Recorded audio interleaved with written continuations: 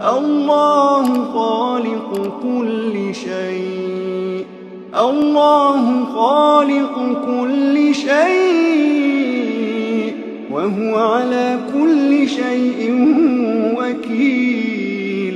له مقاليد السماوات والأرض، والذين كفروا بآيات الله أولئك هم الخاسرون.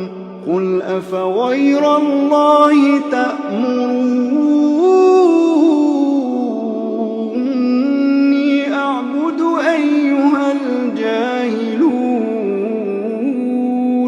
ولقد أوحي إليك وإلى الذين من قبلك لئن أشركت ليحبطن عملك ولتكونن من الخاسرين.